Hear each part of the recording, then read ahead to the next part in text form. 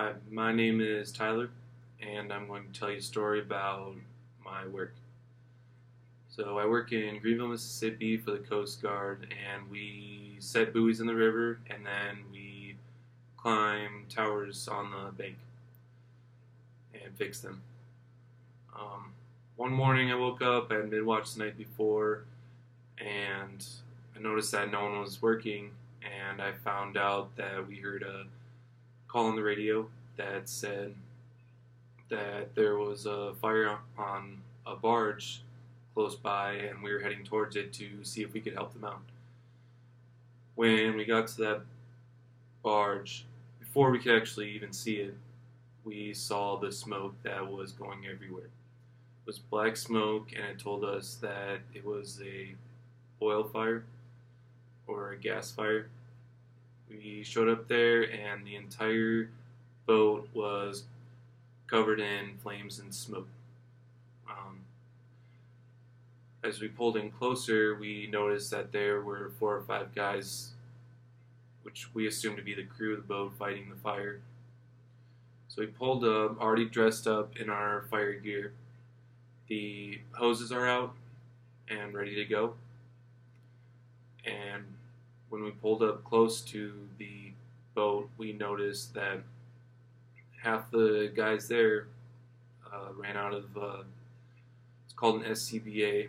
They're air tanks that they need to breathe clean air. We saw them fighting a fire without that. So we immediately got them off the boat, and we began laying down aqueous film forming foam.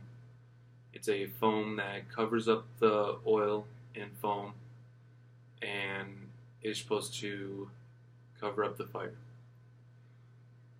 After the first hour of doing that, I heard a loud explosion and then a second explosion.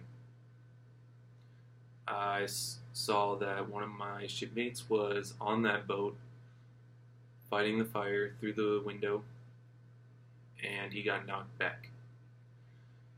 So I put my hose down and I went and got him and saw that he was fine. So we both left that boat and climbed back onto ours and continued fighting the fire.